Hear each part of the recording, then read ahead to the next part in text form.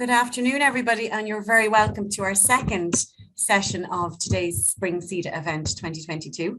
I am delighted to introduce you to our speakers today who are going to talk us through student transitions through higher education. So our first speaker is Dr. Julie Hulme from the University of Keele, where she is a reader. She teaches on the BSc in psychology and the MSc psychology programs. Julie has won multiple awards for her teaching and for her work in educational leadership, including a National Teaching Fellowship in 2016. A chartered psychologist, Julie also researches the psychology of university education, applying psychological theories and research methods to better supporting students through the transition to university, and also to improve inclusive teaching for students from minoritized or disadvantaged groups. Julie is going to take us through a very interesting presentation this morning and will allow for time for questions and answers after Michelle's presentation. So we'll open it up to the floor at that stage. At this point, I will also introduce our other speaker, Dr. Michelle Morgan from the University of East London, who unfortunately was unable to attend in person today at the last minute, but very kindly prepared a recording for us so we can include her insights and perspectives in our discussions this afternoon. So Michelle is a national and internationally recognised student experience transition specialist across all levels of study and has extensively published in the area. She is currently Dean of Students at the University of East London. She has been a faculty manager, a lecturer, a researcher and an academic manager over the course of her career to date. She has over 50 publications and has presented over 100 national and international conference papers. And many of you may be aware of the free portal that she's developed for staff, which provides a range of information, and we'll provide more of that today in the session that we're going to hear. So without any further ado, I'm going to hand over to Julie, who's going to take us through one perspective around the student transition experience. So I'll hand over to you, Julie. Thank you very much, Mary. I'm just going to share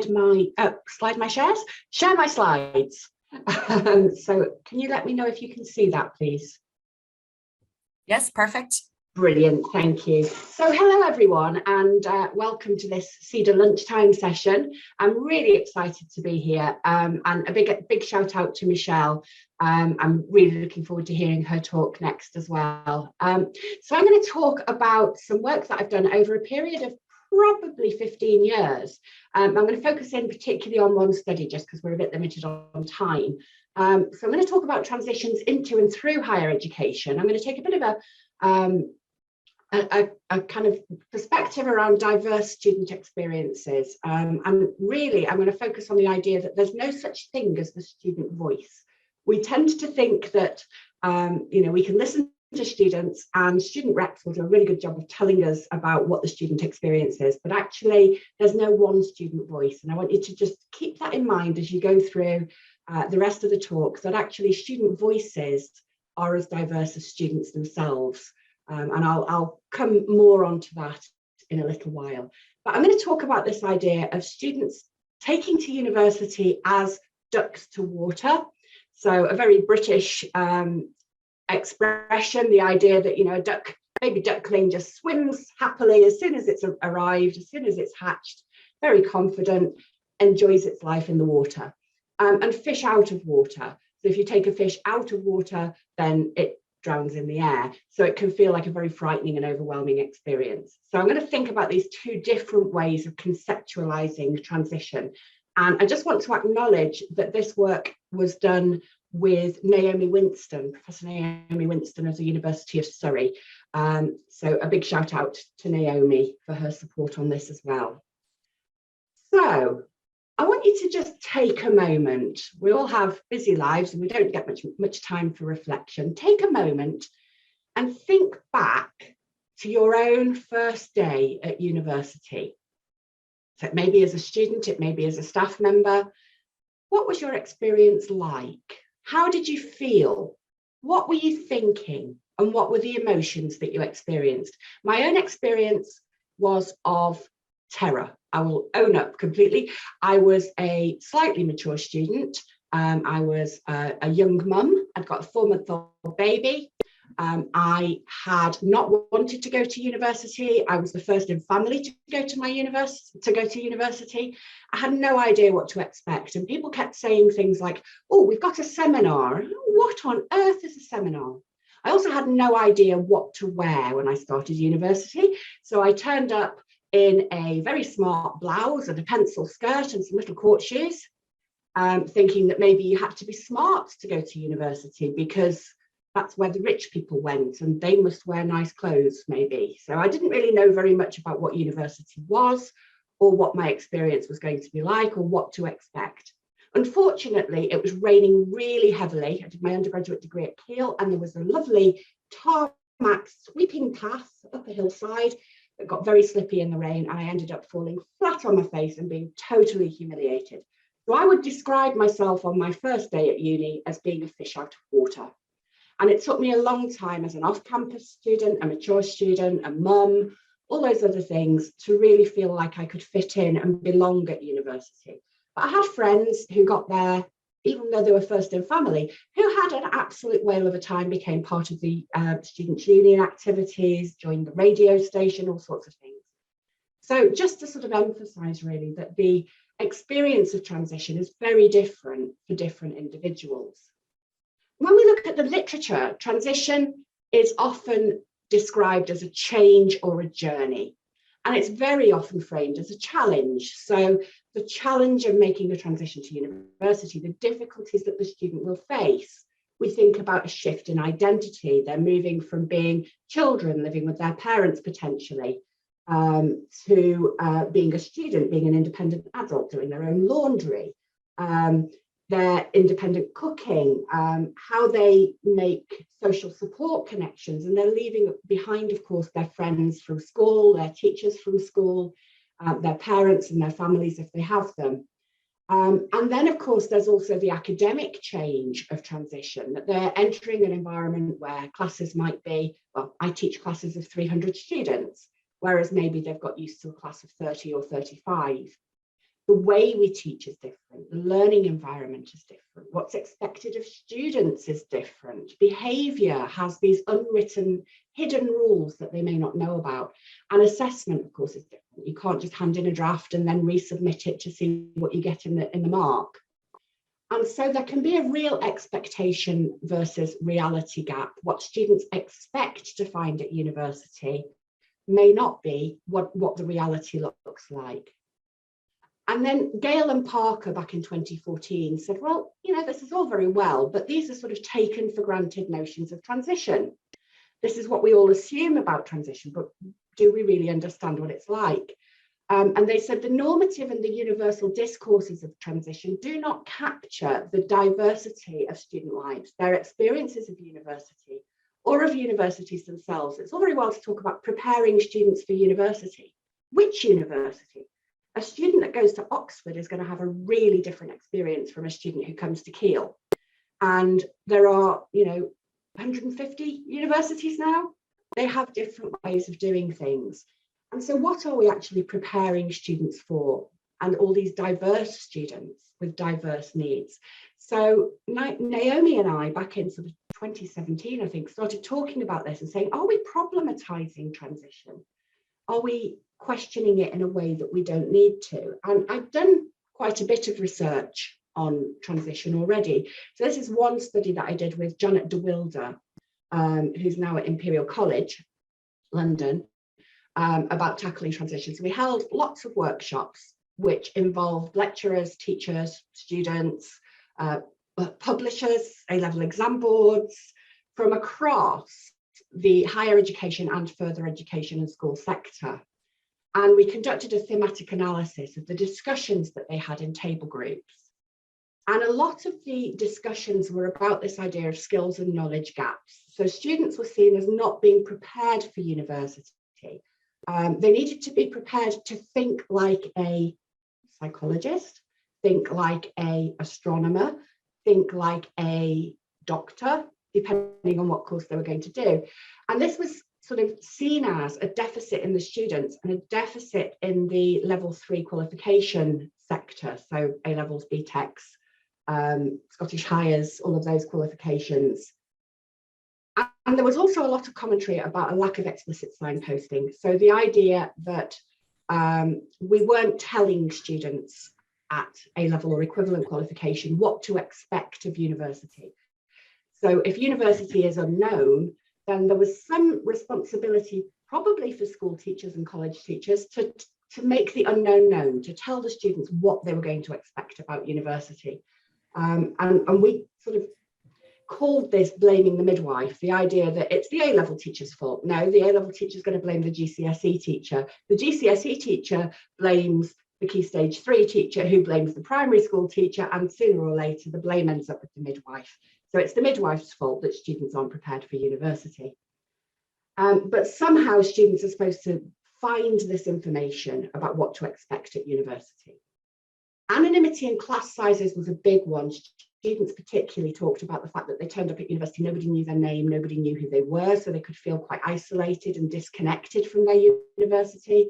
And there was a real tension between sectors where each sector kind of blamed the other. You take our A-level students and you bamboozle them completely and make them bad students, whereas they left us perfectly competent. And of course, we're teaching different things in these different contexts and different qualifications. So they're not the same, and we're not asking students to do the same thing. And what comes through all that with hindsight is a real focus on deficits, that there's a problem with students not knowing enough, and almost whoever's fault it is, doesn't matter. Students arrive at university with a deficit. And that sat very uncomfortably with me when I was talking to Naomi, because I was thinking, well, no, it's not the student's fault that they may have a gap. And so we started in our discussion over a glass of wine at an NTF conference to think about what transition really might be, rather than thinking about it as a gap in the student's knowledge or the student's skills. And we really liked this quote from Eccleston et al., that transitions can lead to a profound change and be an impetus for new learning, or they can be unsettling, difficult, and unproductive. Yet while certain transitions are unsettling and difficult for some people, risk, challenge, and even difficulty might also be important factors in successful transitions for others. So this idea that actually transition might be hard, but it also has these benefits, it can stimulate learning. And actually, we might need to go through that difficulty in order to be transformed. And Mayer and Land, when they talk about threshold concepts, talk about transition as a kind of liminal space. You're standing on the doorway, looking into the next space into which you move, but you're struggling to get over that threshold. And that liminality, that lack of certainty, that difficulty in moving from one place to another is transformative. And that, to me, is what higher education is all about. It's about transformation. So we started to see transition almost as a process like childbirth, I guess, where you're emerging into a new world. You have to adjust to that new world, but gosh, it can be exciting and it can be a big adventure. So how does this fit with diversity? Well, there's an assumption in higher education that we can measure everything by demographic groups, I think, particularly in the UK, where we're looking at access and participation planning. We think about disadvantaged groups, such as students from low socioeconomic status backgrounds, minority ethnic students, disabled students, first in family students like myself, and we think they might find transitions harder. There's a lot of literature about students lacking cultural capital or social capital, again, focusing very much on deficits in the student and the student's background, that there might be additional challenges for these students. And Naomi and I argued that actually all students have some sort of knowledge about university. Now, a first in family student like me might know less about university than a student whose parents both went to university, their siblings are already there, they've got a family history of universities, and they've heard all about their family members' experiences. So knowledge about is something that can be difficult for some, but most people have some knowledge about. But knowledge of university, that lived experience of what is it like to be a university student, is missing for everyone. And so no student is fully prepared for university. No student can be fully prepared for university unless they've already studied at university themselves, possibly the same university and possibly the same course. So all students are going to have a gap, and part of what that flags is that actually as universities we need to be thinking about what's the hidden curriculum here, what don't we tell students that they need to be aware of, so that they gain that knowledge of, and we support them to gain it. So we scaffold it. So these diverse groups of students then might have predictive value, but they're not certainties. It's not possible to say a first in family student, a Black student, a non-binary gender student will have these problems or won't have these problems. And we need to think about the fact that all students may be at risk because they don't have knowledge of university. So we need to be thinking proactively about supporting all students, not just targeting these specific groups. And students themselves are a little bit fed up. So this quote at the top of the page comes from the study that I did with Naomi Winston. We're not all little fish in a big pond. We're not all feeling lost. We're not all finding transition a challenge. And actually, some of us might be thinking, oh my goodness, they keep saying that transition should be difficult and I'm not having any problems. What am I missing? I should be finding this hard. So we can actually create uncertainty and anxiety by problematizing the concept of transitions. And so Naomi and I started to think that transitions can be challenging and they can be exciting and transformational, but they could even be a little bit of both. And rather than making assumptions as academics and as people in roles supporting student learning, we need to capture their experiences rather than making assumptions about them. So what can we learn from students themselves about how to facilitate successful transitions? And we carried out a survey. The first part of the survey asked for Likert scale responses, so on a agree to strongly disagree type scale. And then we asked some open questions as well. And I apologise if this is a little bit small, but I'm hoping that the slides can be sent out to you afterwards if you want to have a look in more detail. The Likert part of the scale, we asked students about their confidence in their academic skills. And we asked them at the start of their first year, these were all psychology undergraduates, we asked them at the start of their first year and at the end of their first year to rate their confidence in a whole range of skills. So if you look across the bottom of this bar chart here, you'll see note-taking, class participation, writing essays, avoiding plagiarism, maintaining attendance, getting expected marks in coursework and exams. So how confident were they at the beginning and how confident were they at the end? And then we looked at how their confidence changed across the year.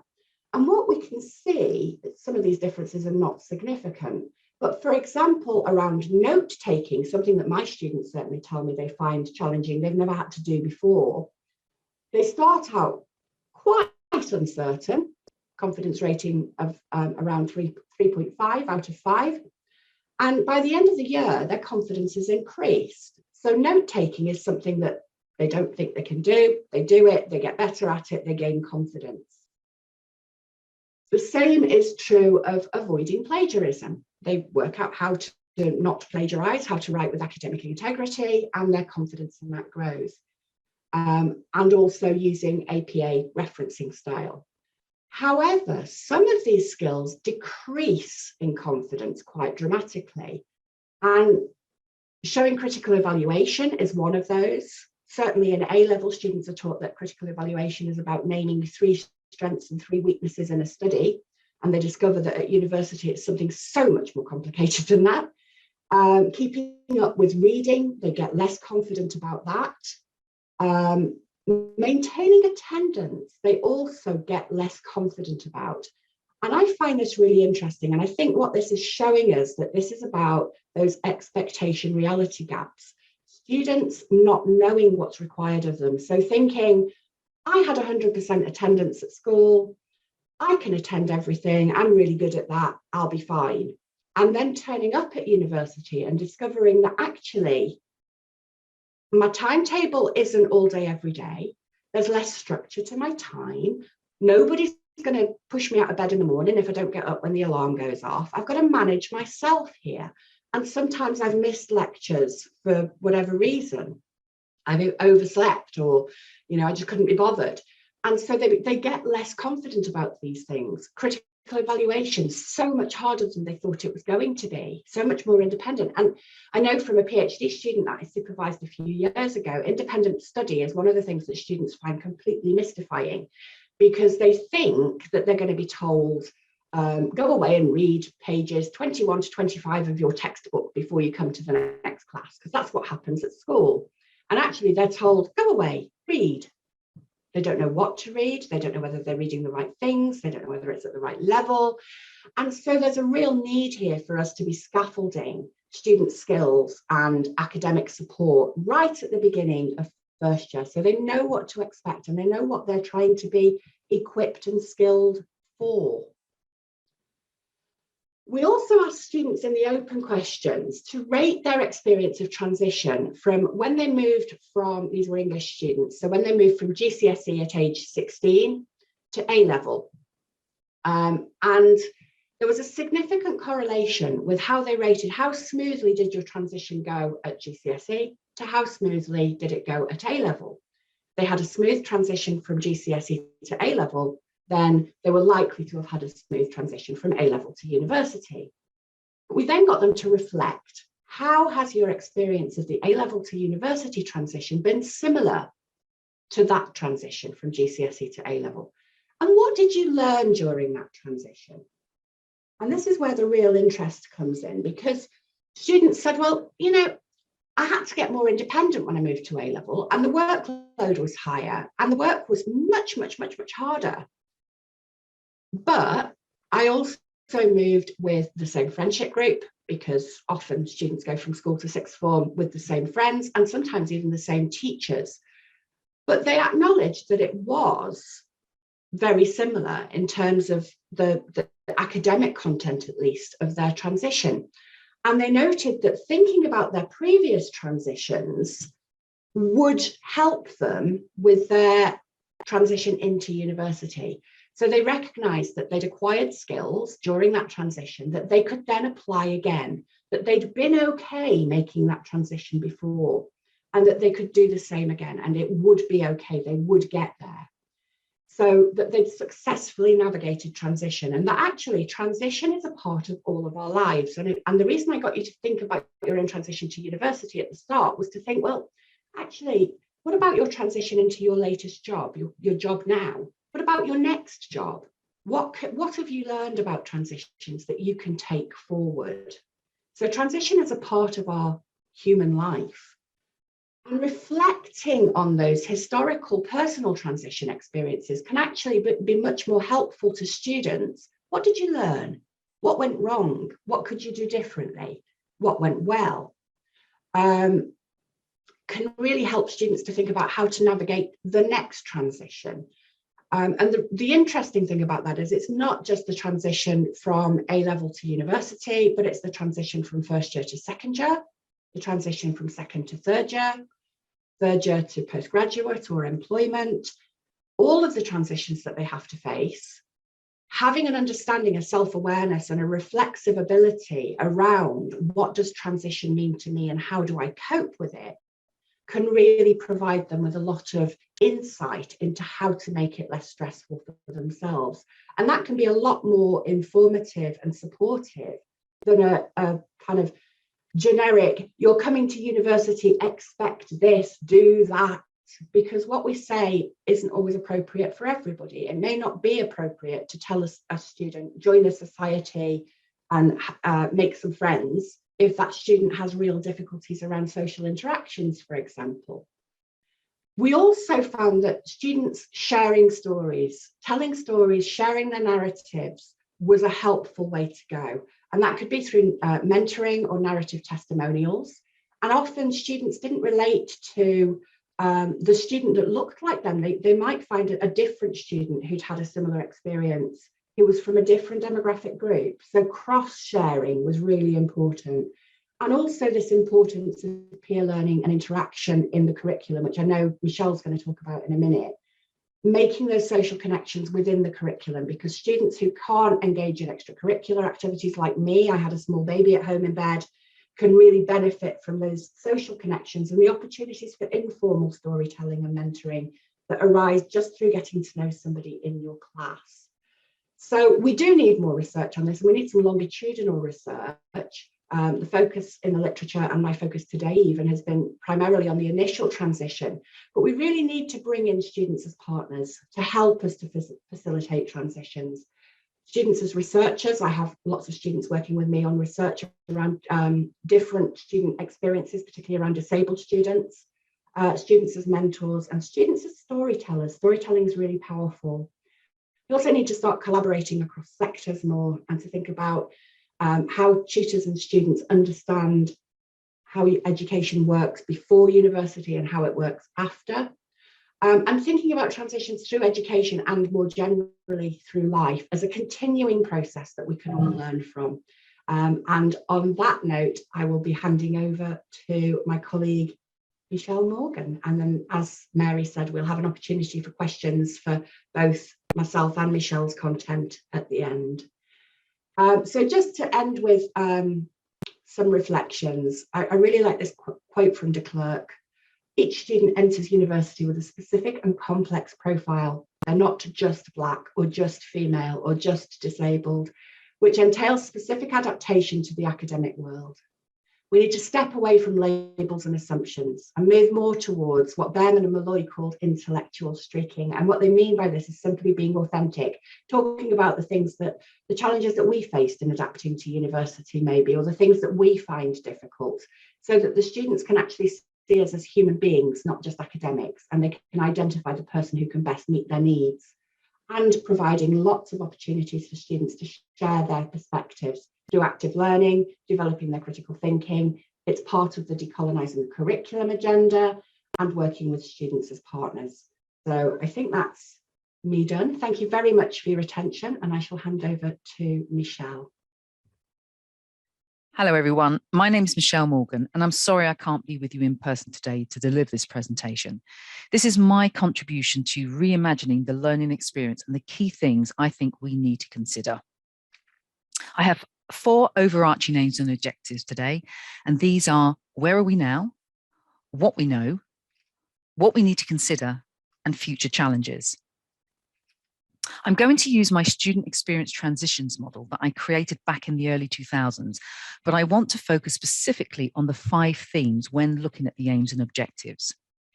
I've broken every rule in this presentation, and I'm going to provide you with quite a bit of information so that you can go back in your ledger if you wish to, or want to pass the slides on and understand the story I'm telling.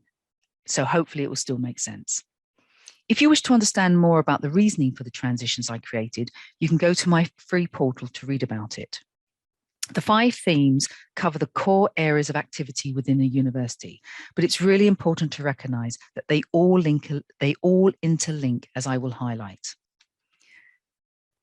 Hopefully, having been through the last 2 years, we should be able to predict and be prepared for numerous eventualities, especially with the excellent reports from bodies such as Advanced HE, UPP, and Wonky and Pearson, who have given us real insight into the experience of students during the pandemic. Importantly, we need to think about students at every stage of the life cycle and understand the pressure points that students may experience. There are slides at the end of this presentation on pressure points, as well as the Advanced HE Exceptional Year Handbook that you can look at. However, if we want to improve the experience and the outcomes of students, then we really need to go back to the beginning. So when reimagining HE post-COVID-19, we need to be mindful of the 5 broad learning experiences we now have of new and returning students. These are listed here. We know each phase of COVID-19 has given the students a different experience, as well as us. In the last year, we have been establishing a new normal, but as COVID-19 hasn't disappeared, we still need to be mindful of what could happen in phase 4. Many of you may recognize this quote by Donald Rumsfeld in the early 2000s. COVID has created unknown unknowns, and although many COVID-19 issues are now known, we will still have to deal with the unknown unknowns as they occur, and they will keep occurring. I think the one thing COVID has done has helped raise the profile of mental health in a kinder and more understanding way, not only across society, but across higher education. I gave a keynote for a teachers and advisors conference at the University of Portsmouth in June of last year, And I asked delegates a number of questions about the learning experience of students at school and college during the 2020-21 academic year. And this included the lockdown between January and March of 2021. The students were coming in September 2021. The key areas of concern of teachers and advisors are listed here. They include lack of social engagement, gaps in knowledge, and the impact on mental health and well-being. At the pedagogic conference organised by National Teaching Fellow Professor Chris Headland last summer, I asked delegates what their worries were for all students coming into university or still at university in the academic year 21-22. You can see that across all study levels, health and well-being was the greatest concern, followed by engagement issues due to online fatigue. Anxiety about physically being on campus was third. I asked them about their main concern for each level of study, and here is what they said. For new undergraduate students, knowledge gaps, mental health and well-being, and engagement issues were their top three concerns. For returners, it was very similar, but in a different order. And for postgraduates, again, the same concerns were raised, but the order again is slightly different. All of these concerns fall under the 5 themes I highlighted at the start of the presentation, and which I will talk about more a bit later. At the pedagogic conference, I asked staff about their IT concerns. As you can see, they felt that poor Wi-Fi connection and safe study workspace were going to be major issues for new students, returners, and staff. All can impact on health and well-being. And if we continue a blend of in-person and online going forward, these issues could still be ongoing. What is key is to provide our students with the right information at the right time and empower them to help themselves, especially where mental health and well-being is concerned. So let's have a quick look at what students are feeling. One of my areas of research is understanding prior learning experiences and how new entrants are feeling on entry to study. I do this via something called a pre-arrival academic questionnaire. And the questionnaire is completed as an academic activity, and the results get sent to course leaders within a week of it closing, which is usually at the end of the first arrival week. The information is designed to help provide targeted support, how to manage student expectations, and to bridge skill and knowledge gaps. And if you're interested in any of this, you can read more by reading the reports at the end of this slide deck. The findings on this slide tell us that coping with the level of study is a major issue both pre-COVID and during COVID. The first table of findings is from University One in 2019, which is a post-92 institution. There were 22 options to select from. As you can see, confidence about study and fitting in with classmates were top of the list. All of these concerns impact on well-being. In 2021, in University 2, which is a similar post-92 university, student concerns are clearly COVID-related, but after those 2, the others are pretty similar. It's important to acknowledge that even during lockdown, learning was still delivered in fairly traditional way in schools and colleges through taking handwritten notes and reading a course handbook, even though classes may have actually been delivered online for many. What came out of the pre-arrival academic survey data collected in September 2021 from 2 universities undertaking the PAQ is that starting online and concerns about COVID-19 was still worries when entering university, but you can see that they are much lower down the scale this academic year. And I suppose this is not a surprise as a degree of normality starts to come back. This finding can be due to a range of reasons, including learning to live with COVID-19 and time to provide better management of expectations. That is how learning will actually take place. The data across all survey highlights the differences in concerns between those who identified as male and female. This is probably not a surprise to you, but females were more likely to be concerned than males in all areas. There are also other differences in terms of entry qualification, age, and domiciled status. So these are really important factors to think about when actually looking at how we reimagine and move learning at university in higher education forward.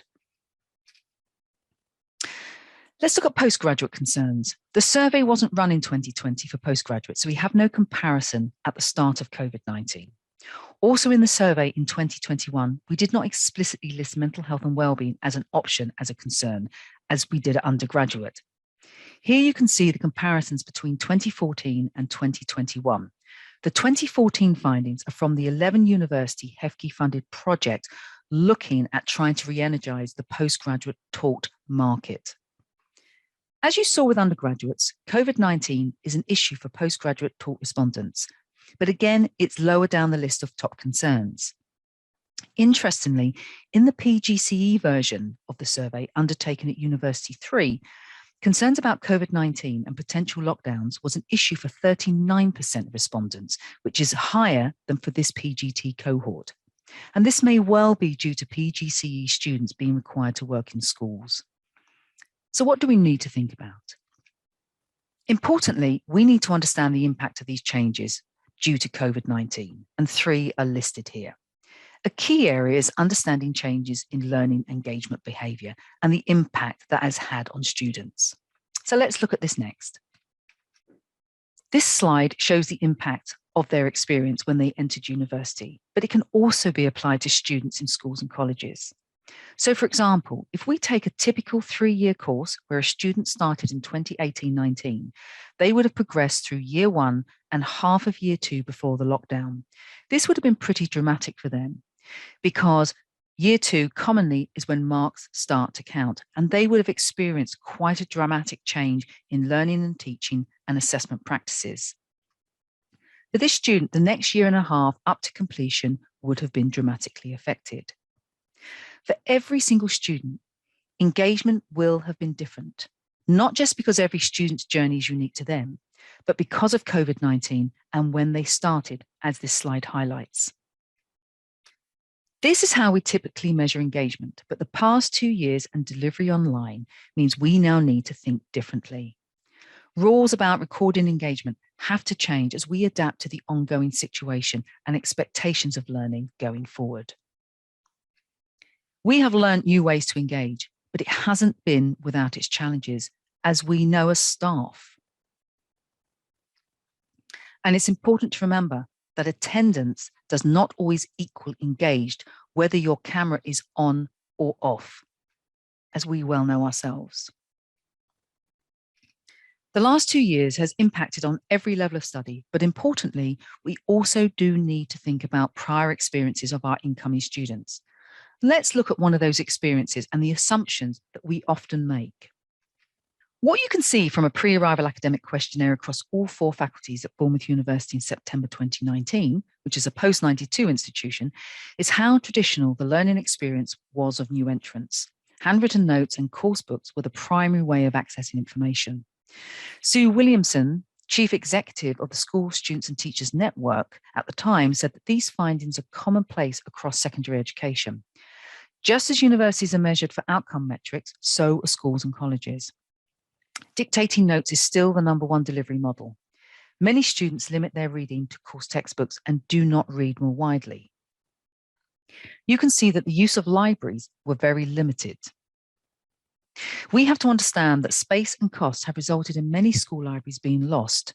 Across the UK, in the past 10 years, over 1,000 public libraries have been closed. So why should students entering university automatically know how to use a library? This is why lessons on how to access resources should be built into the curriculum as part of the teaching experience. And the submission of coursework was done hard copy. It is really important to not make assumptions that these findings all changed as a result of COVID-19 because schools and colleges went online, which is what I'll show you in a moment. It is also important to realise that because a student may have a mobile phone, it does not make them tech savvy when it comes to knowing how to use a virtual learning environment. And there are also many differences by entry qualification, as this slide highlights. So let's look at this in a bit more detail. Let's look at the impact of phase 1 on COVID-19 lockdown. These findings are taken from the pre-arrival academic questionnaire undertaken at Leeds Beckett University, and you can access some more of the findings via the wonky blog link on this slide. It's important that these findings are put into context, which is for this sample, after March 2020, 62.3% of A-level students were not required to do exams or assessments, so didn't have to access information. They were not required to undertake study. For college students, especially BTEC, the decision of what to do was taken much later, so students had to continue learning. Again, it is important to remember from the previous slide that accessing information at college is more diverse anyway. The findings reflect University One in terms of materials being accessed prior to lockdown, with handwritten notes and course handbooks being the main source for all students. Post-lockdown, though, you can see a much more diverse approach was taken when you look at the last two columns on the right-hand side of this slide. You can see the use of the VLE went up, but again, this was primarily due to college respondents. The experience of 1920, 2021, and 21-22 entrance to university has not been the same. It is also important for us to reflect on and understand the skills that were achieved as a result of the pandemic that sadly are not assessed or recognised, and these include increased digital literacy and student resilience. This slide shows that before the 2021 January lockdown for schools, once again, handwritten notes and a course textbook were primary sources, but use of information on the school VLE stayed consistent throughout those periods.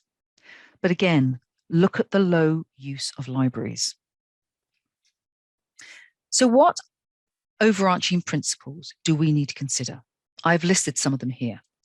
We really do need time to review what worked and what didn't, as well as looking at the impact within the context of each student and each experience.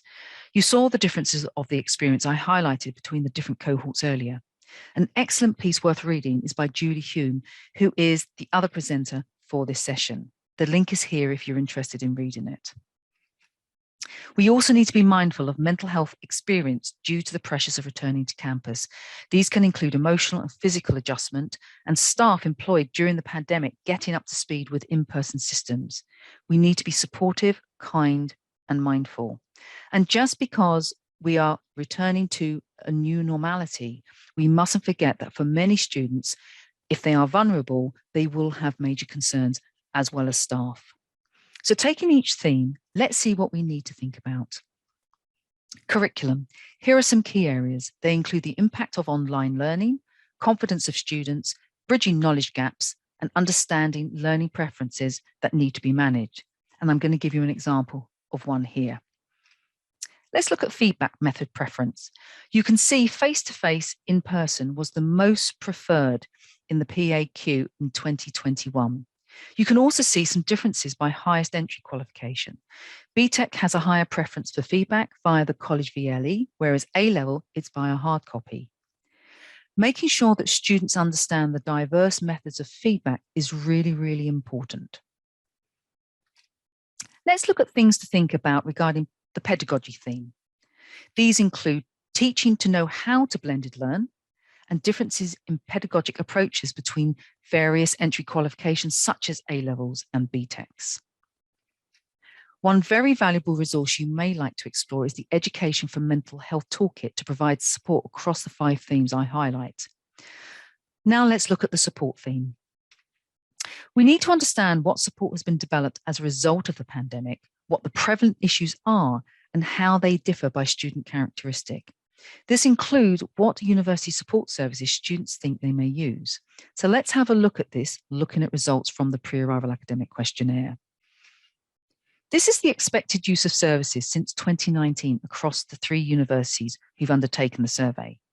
You can see that the expected use of academic support followed by health and wellbeing is very high. If we look at University 2 that did the survey in 2020 and 2021, you can see the similarities and the differences.